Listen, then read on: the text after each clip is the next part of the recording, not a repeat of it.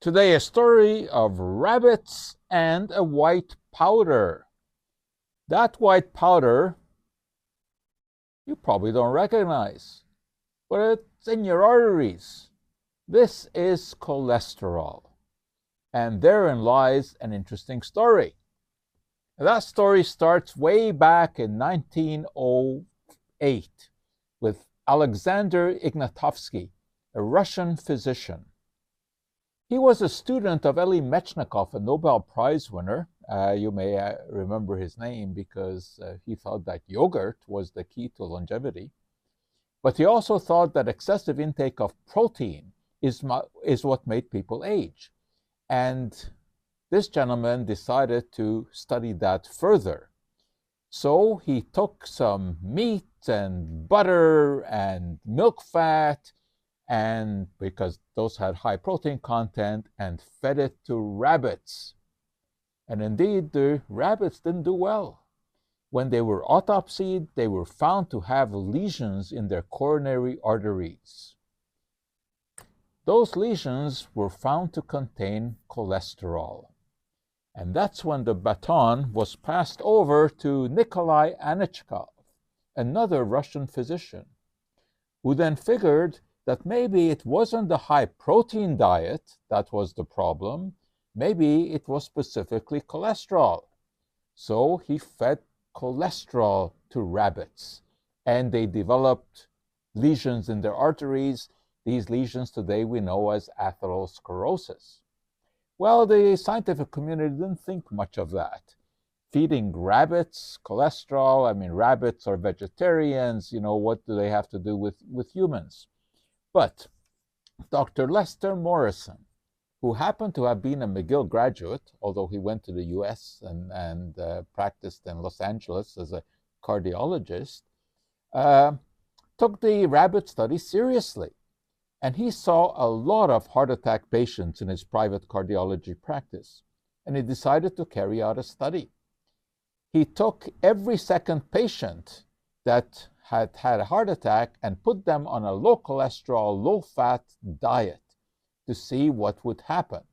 Now, this was not a randomized double-blind study, kind that we would like to see today, but nevertheless, it was pretty significant. He had about 80 patients. And it turned out that the patients who were on the low-fat, low-cholesterol diet showed better exercise tolerance, they had less angina, and actually during a follow-up of 5 years, they lived longer.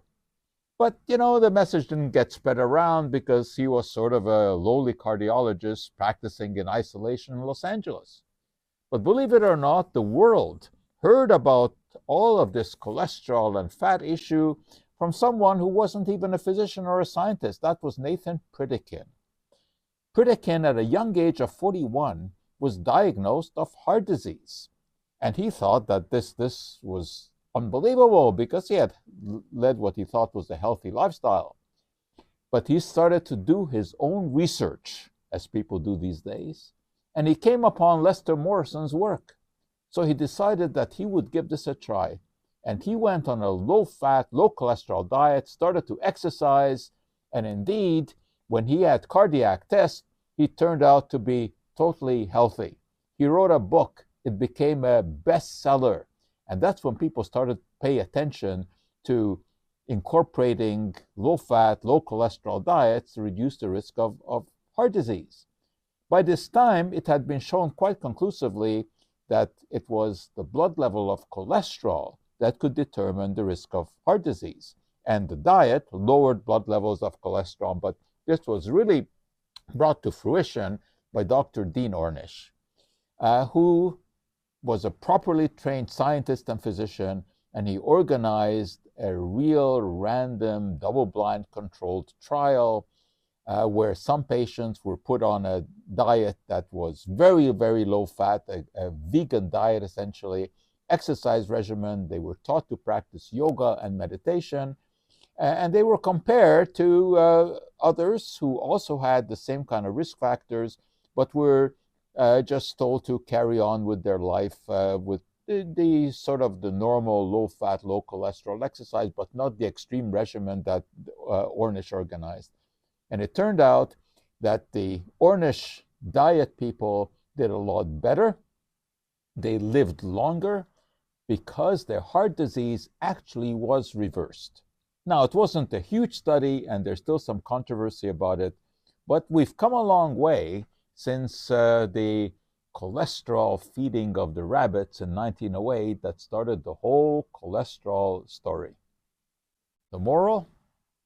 Keep to a low-fat, low-cholesterol diet, and don't feed cholesterol to your rabbits.